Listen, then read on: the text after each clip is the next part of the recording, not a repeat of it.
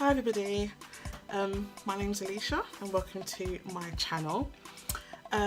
This is my first ever video that I'm going to be doing. I sort of decided to start YouTubing because, you know, there's lots of stuff going on in my life right now. There's things that I am not able to control and there's things that are sort of controlling me. So I sort of decided to document them. A really good friend of mine said I should journal, which I started doing. I started journaling and it helped me a lot, and I looked back and I realized that a lot of what I was journaling was really dark, representing the sort of place that I'm in right now. And so I decided to sort of YouTube and, you know, make these videos rather than journal, just so that I can sort of get the you know, get out there and, you know, talk about what's going on in my life and, you know, encourage somebody and sort of, you know, inspire somebody. So if even one person is touched by this video, then, you know, I've sort of accomplished what I wanted to do. Also, it just sort of, for me, you know, this is sort of what sort of going on in my life is raw. You know, it's not like I'm not refined and then, you know, the image or the product of going through this, haven't gone through it, you know, haven't gotten through it, and here I am. I'm literally in, you know, situations in my life at this present moment that, you know, seem and could have sort of been, you know, the be-all and end-all for me. So I decided to actually take you on this journey with me through my struggles and through what I'm going through. And, you know, and hopefully, you know, if you're going through stuff as well, we can relate, you can, you know, talk to me, reach out, and I can reach out to you. And by God's grace, we will all come out of our struggles with a great testimony. So that's sort of the reason for me doing this. So without further ado, we're going to get into some, you know, really gritty stuff. I'm going to be really open and honest about what, you know, is going on in my life. By the time this gets out, a lot of people that I know and that know me will probably be shocked by some of the things that I'm going to say here, and that's fine. I've decided to be really open and honest with this. That was the whole point for me, just, you know, go forward and, you know, speak, you know, what the truth is in my life, rather than sort of, you know, putting a pretty bow around it for you guys. So yeah, so it's going to be really open, really candid, really honest, really gritty, and I hope you all, you know, are inspired, and whoever joins in with the, you know, channel is inspired by this. So the first one I'm going to get into is just a little bit about me and what is happening with me right now that inspired me to do this. So like I said, my name is Alicia. I am 33 years old, or 33 years young, yummy mummy of two beautiful girls, and I have not worked since May. And it's not out of choice, it's not because I can't be bothered, it's not because, you know, I just decided to be at home, which there's nothing wrong with at all. I just have not been able to secure employment since May. And everybody, May this year, everybody who knows me knows how important my career is to me. I'm so sort of career driven, you know, progression, promotion, you know, just, you know, getting far in my career is really important to me. It always has been. And, you know, so this sort of period, May 2017 to date, has been horrendous for me. I'm really sorry, that's just the truth of it. It has been a really tough time. I was working. I started a contract. I've been contracting for a couple of years now, and I started a contract in February 2017. Really good contract, with really good organisation, you know, really good role, you know, everything I wanted, progression, you know, taking me up into my managerial, and I decided to go on a 3-week mission with my church, and you know, in Africa, and you know, embark on that and experience that, because that was definitely something that I wanted to experience in my lifetime. Go out, you know, and, you know, spread the word of God, you know, touch people's lives. So I decided to embark on that. I decided to embark on that last year, and I got the contract in February. So when I approached my manager and said, look, I've got this 3-week thing coming up. It's a mission. We're going to Africa. You know, we're going to reach out and, you know, do God's work out there. She sort of said to me, well, that's good and well. Congratulations to you. But we won't be able to take you back once you get back, because you're going to be missing a really, really big part of what the project is. And that's the whole reason we brought you on. So if you are going to be away for that period of time, in that space of time, we're going to sort of have to, you know, end the contract, because there's no point of having you. We won't replace you. It just means that whoever you were managing before will take over and end, you know, the project themselves. So it was a really difficult decision. Do I go on a mission? You know, what's God saying about this? You know, am I going to choose my career over God's work? Am I going to... And a lot of people were like, how could you, you know, give up your job, like, to go on a mission? There'll be other missions you can go to. Why this one? But God was just like, this is what this is what I've sent you to do. This is the whole point. You know, you have this opportunity. You know, are you going to, you know, put me to one side and pursue this career when if all comes, you know, push comes to shove, it may not be there, you know. If he said so, it may not be there. So I decided to go on the mission, and it was one of the best decisions I've ever made. Amazing. Such a good experience, you know. It was just priceless. I do not regret it for a second. But when I got back in May, I thought that it would be easier for me to secure employment just because of the role that I had left to go on the mission. And that was not the case. And funny enough, I started job searching even before I went on the mission. So let's say about, you know, March, April. And I job searched and searched and searched. And the ironic thing is that I am actually a recruiter. And so I sort of should know the best way to search for roles and the best way to secure employment. And it just looked like it was just never going to happen. I searched and searched and searched. And believe you me, I did not have my first interview until October. So from May to October, I didn't even have an interview. I had my first interview in October. The interview I had there, I sort of, you know, it was a really, really good role, paid really, really good money, and, you know, I didn't get it. So that's literally where the beginning of my downward spiral, so to speak, came along.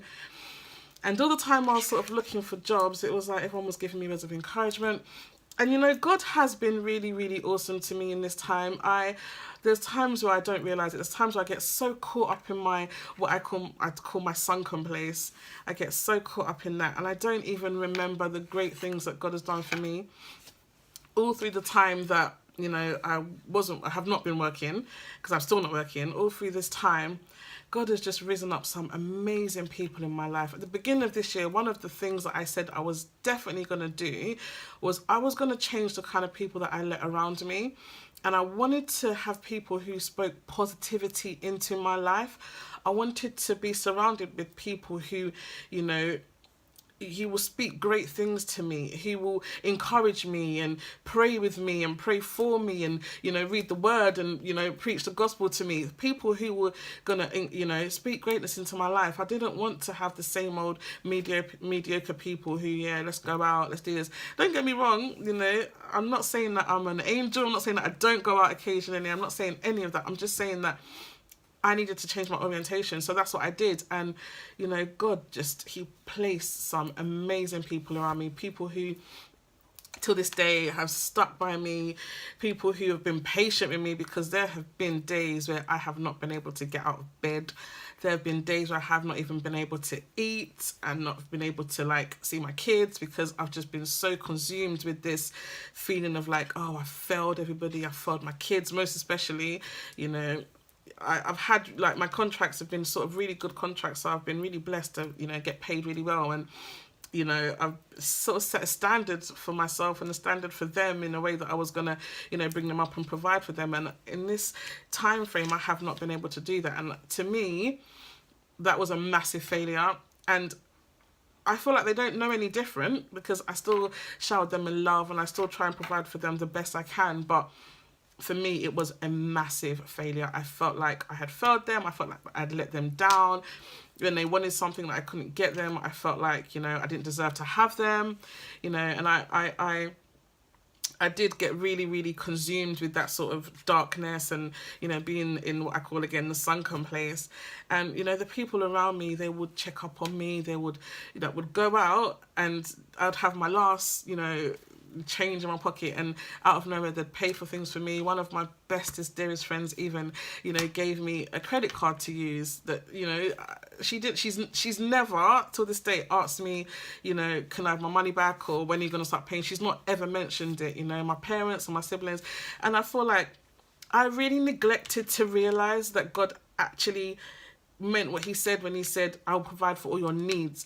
I was too wrapped up in my wants, and I want this, and I want to be able to do that, and I want to be able to get this. But he actually really, really, really secured my needs. And I was so blind to that fact. And, you know, I refuse to even go to church sometimes, which is really, really bad. And I pray God forgives me.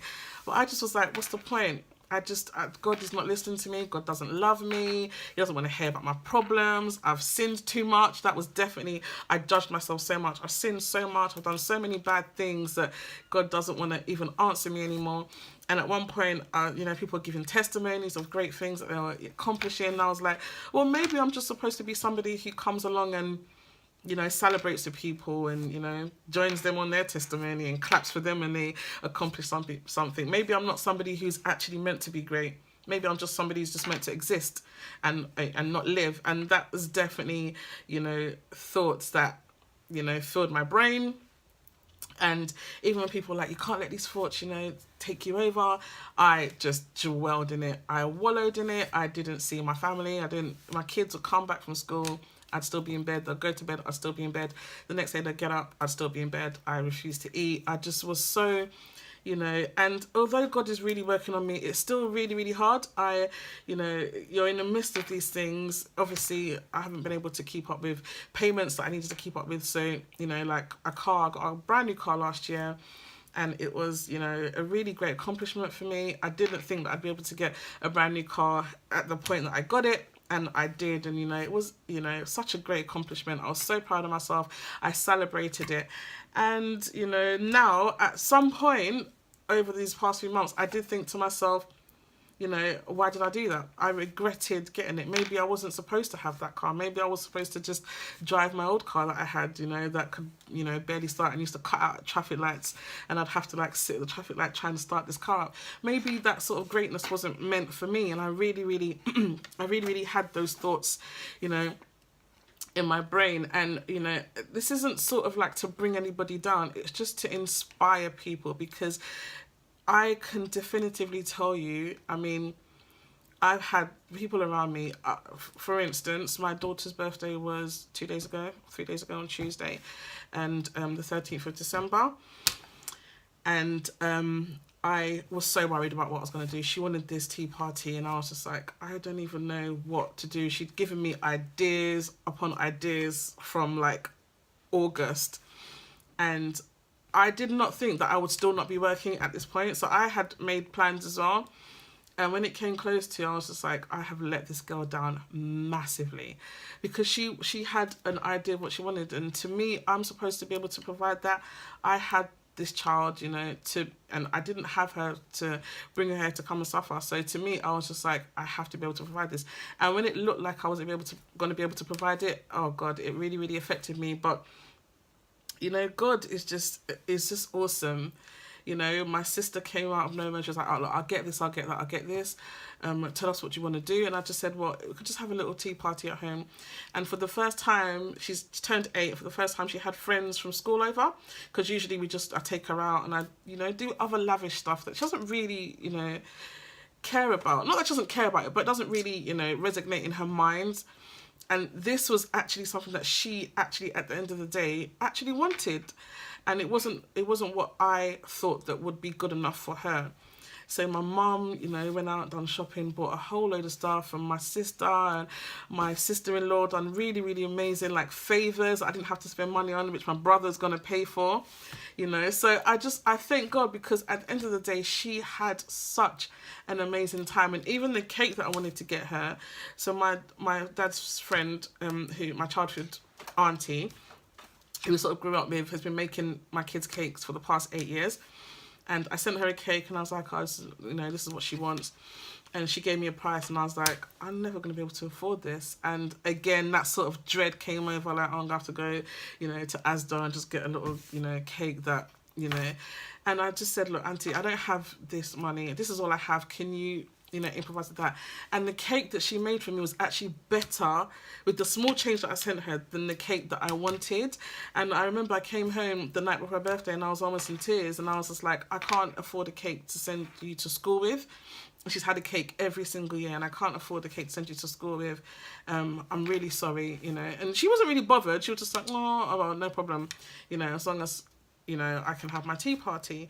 And then my sister calls and says, oh, Dad's done this cake for you, I'll bring it over. I had no idea that my dad had, like, paid for, like, this massive cake with her face on it to take to school. So just things like that, it made me sort of think, wow, you know, God really does, you know, check for me, he's hearing for me, and I need to really be, you know, patient and hold on to his word. And all through this time, you know, people give you encouraging words. They say, oh, you know, wait on God, he's gonna do it. And I was just like, I don't want to hear any of that. Do you know how long I've been in this mess? You know, people are threatening to come and take the car, they're threatening to evict us. I don't want to hear what you have to say, God's way. I was just like, that is completely irrelevant. God is not listening to me.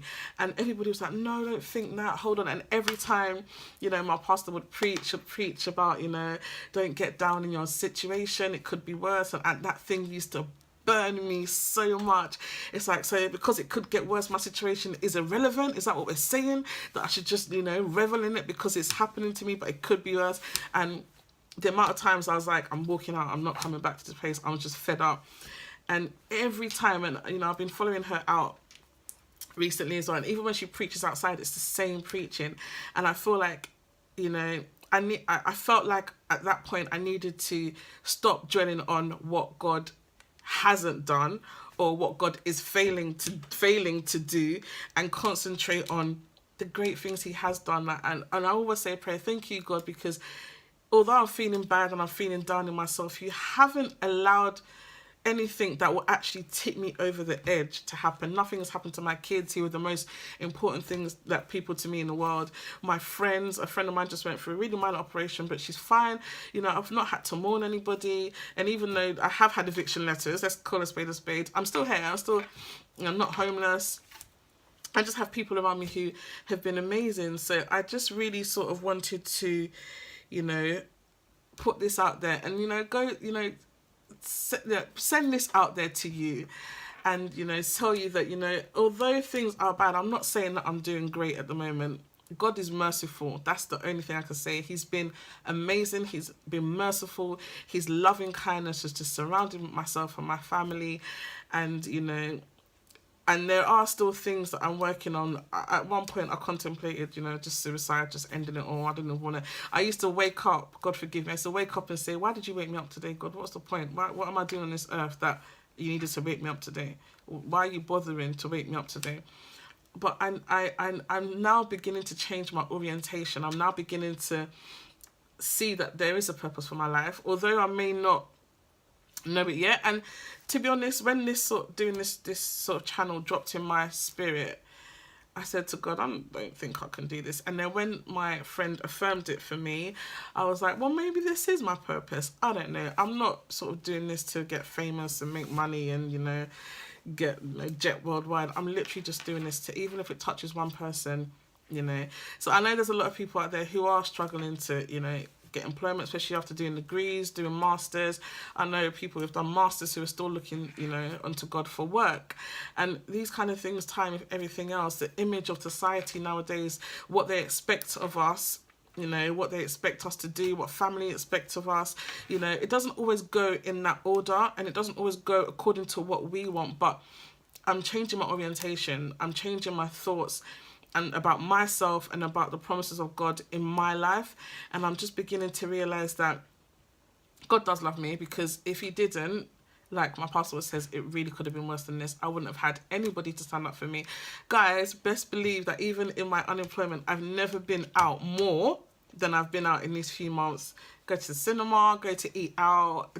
I've never been out more than I have. And I think it's because I have the time, and it's not necessarily because I have the money. It's because I have people around me who look after me, and people around me who love me, who I love dearly. And during some videos, like the course of this channel and, you know, the videos, I will bring those people on, willing that they come on, and introduce you to them, and just, you know, we'll talk about different things, different struggles that we're going through, you know, being, you know, a Christian in this day and age, with like what the world is demanding of us, or what the world expects of us, you know, finishing, you know, uni, getting a job, and, you know, now looking to get married, you know, divorce, you know, single motherhood, single fatherhood. So I will have like different people coming on and talking about real struggles that we go through, that, you know, you see people say, I went through this, but thank God I'm out of it.